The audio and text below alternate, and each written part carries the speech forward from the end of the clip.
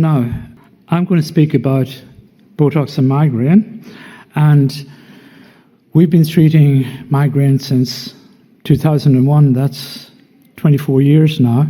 And in the beginning, these are some of the notes that I wrote, which later became the protocol, but they're from certainly over 20 years ago. And in the beginning, it was difficult because our colleagues in urology said, "Why are you doing this? It doesn't work." And there's some letters that I had in the Irish medical journals against the use of Botox for migraine. The irony is now the very people who are disagreeing with us are getting paid for it through private insurance and we're not. So what I decided to do was really, when I was asked to do this a month or two ago, I just took a patient that comes into our migraine clinic and decided to just get somebody to film that. So I hope the sound works okay. So I'm Dr. Patrick. Could we turn that up a bit maybe, please? We run a migraine clinic here in Dublin. We've been treating migraine for at least 25 years, and we'll just run through one of our patients today. Migraine, as you know, can come in many different forms. You can get it with an aura or without an aura, and that's important as well. We tend to only treat chronic migraines, and that's people who have migraine probably for at least 15 days in a year. But there are many other types of migraines. You have hemiplegic migraine, where a person can get temporary paralysis on one side of their body. You can get retinal migraines, where a person will lose the sight in their eye, and that usually is on one side. You can get ocular migraines, where a person almost gets kaleidoscope-type colours, which can also be a prodromal sign for a stroke coming down the line. Those usually last about 23 minutes before they're going to happen at all. Women can get menstrual migraines, of course. And then another one that we get quite a lot of is vestibular migraines, where you get dizziness and loss of balance. And of course there's cervical migraines as well, which often come from injury to the cervical area. So this patient we have here, Shane, hi. Hi, Patrick. So Shane, you're just in your 30s, isn't it? 37, yeah. 37. And you've had migraine for how long? Since I was 18, 19 years. I see, okay. So I'm just going to, it's so important for us to get a proper history. So I'll run through some of this with you for the sake, I suppose, of the other doctors that are watching as well. How many migraines do you get in a month? I get them usually once a year, and they can last up to 3 months. Right. And then if we take a month and break it down, would that be every day? Every day you'll probably get up to 8 attacks in 24 hours, 6 to 8 attacks in 24 hours every day. So they're lasting 2 to 3 hours at a time? Can last an hour to 3 hours each time, and then a 2 hour break, maybe 3 hour break, and comes back again. How often are your headaches if you were to measure them? Oh, to 10? 10. When. Okay. Now this is an important one, just the location of it. Would you get it behind your right eye? The left side. I come to the left as well. No, Okay. Not Behind the right temple? No. Okay. Above the right eyebrow? No. Okay. On the back of the head on the right side? No. Okay. On the left side now, behind the left This is eye, quite important, the location of the migraines, because a lot of neurologists I find miss particularly capitis splenius syndrome, and this patient is capitis splenius syndrome, which is often mistaken for migraine. Both temples, above both eyebrows. So immediately I know from this, they were probably dealing with a different type of migraine already. If it's behind the eye and above the eye, on one side, there's a good chance that this may be not just a temporal headache, but possibly capitis splenius syndrome. So we'll just go into it. And just be aware, in terms of capitis muscle syndrome or capitis splenius syndrome, I'll just do a tick for that. So this is a separate thing. Okay. Sorry? Rear of the head. Yes. Lateral temple can hurt. Yes. Retroorbital, in other words, behind the eye. Yes. Above the eye. Yes. On the cheekbone underneath the eye. Sometimes start the cheekbone also. The eye hurts or is sensitive to bright light. Not really. Sometimes, but not all the time. Okay. Pain radiating to neck or shoulder. Yes. Okay. or nausea and vomiting becomes too intense? Sometimes I can feel sick also, yes. So Shane has 7 out of the 8 of those, which means he probably isn't a classical migraine, he's probably capitis splendis. So to treat these patients, we have to treat here the paraspinal muscles here, and particularly capitis splendidus syndrome. So we'll just run into that. So this isn't a classical migraine per se. And these type of patients actually will get really good relief. How would you describe your headache? Throbbing, ache, tight band, dull, or other? Dull and ache.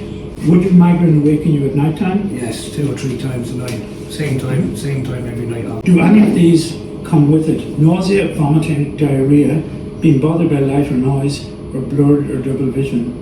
Not really, no. I can lose my speech kind of, and my motor functions can kind of be a bit off also. Okay. Do you get any flashing, coloured lights? Would your eyelid get puffy? Would it droop? Loss of vision? Feeling lightheaded? Yes. Numbness? Yeah, tingling? all them, yeah. Difficulty concentrating? Yes. Speech difficulty? Sometimes. No.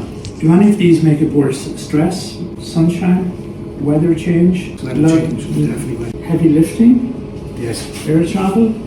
Yes. Fatigue? Yes. Smells of perfume? Yes, definitely smells also. Sexual activity?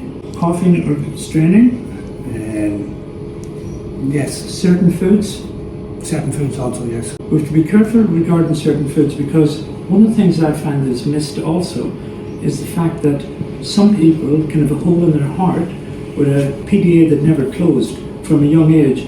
And we picked up 3 of them last year alone. If you do a bubble echo, and what happens is that certain chemicals, caramines, can cross from one side of the heart to the other without getting filtered out and go up into the brain. This is quite important as well. Just last year alone we picked up 3. Particularly if people have pediatric migraines going on a long time. Pediatric migraines or migraines that They often have a hole in the heart, and it transfers to the other side.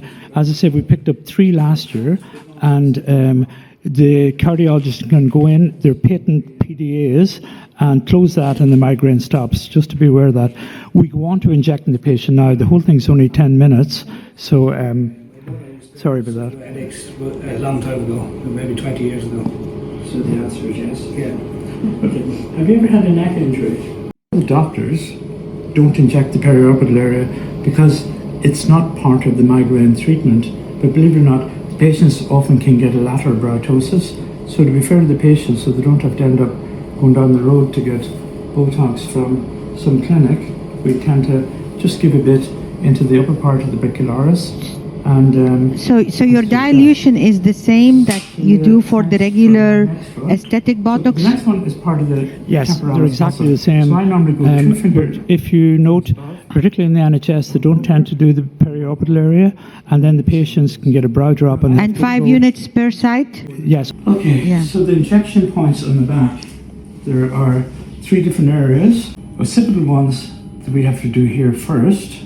Normally, we and, work it back from the mastoid then process. the paraspinal, and then the trapezius. So if we take the mastoid process and we take the ilium, the 2 or 3 here are like that. Now it's pretty easy to do it with Shane because he has a lot of people have hair, so his what hair set you up. normally mark out is the nausea of the neck, where the hairline is. You don't want to cross below that. The mastoid process, and it's a pity it missed temporalis there, but it's usually 2 fingers up from the tragus up, then 2 fingers across and 2 fingers across. So you normally would give 3 to 4 in each temporalis. Paracervical is important, and particularly take a history of neck injuries. And the splenius capitis is different again. From the nausea, it's 3 centimeters down, and then 1.5 centimeters on each part of that, and you don't have to inject too much. And trapezius is pretty easy. Acromioclavicular joint, back up to the nape of the neck, and it's 3 even in between that. For capitis splenitus, those are the injection points we have here. And if you look up the internet, you'll get the 8 points of capitis So splenitus that syndrome, is how we. or you can get them from me. How much do you inject approximately per patient? You're doing about 40 injections. Usually the injections are no more than about 5 units. I use Dysport, but of Botox. 40 injections you made? You're doing this 39 injections, yeah. Yeah, 40 total of, by 5, that's a total Yeah, of 2 but, vials per session. Usually in the region, yeah. Okay, okay. Yeah. Sometimes, yeah. I think that's pretty cool, really, to be honest. I'm doing this not for migraine, but for muscular tension thing. Sure. And for me, the difficult thing is always to find the trapezius properly. So you're not having the patient like to show the trapezius. You just inject where you think it is it? Bernard Turing said, one of the things that's missed, and you should take into account, is trigeminal neuralgia. Botox worked really well for it. Now, Botox works for, pain, sensory area, or motor. And just be careful, because some of the TN runs in the same region as your facial muscles. You don't have to inject the muscle, you just go superficially. And the most amazing thing, it works immediately. It works before the patient leaves your clinic. I had one patient recently, there was an OxyContin and an infusion in the hospital for 3 months, and she came to me. The woman was really suicidal with the pain, and we cleared it up before she left the clinic. And I had another patient in Cork recently, which is the same thing. It really works better almost for TN than it does for migraine. Yeah, it's very interesting, and you're correct, because my patients who come to me and do Botox for their migraines and on neurotoxins, they say that it works in a shorter kind of interval than our aesthetic. You have to be a bit brave, because sometimes they're on the upper lip and you may get a drop and will it put them on the other side or not. But I mean, if you don't use too much Botox and you don't go too deep, it's usually fine. It's a bit like treating it for blushing. Thank you, Dr. Treacy.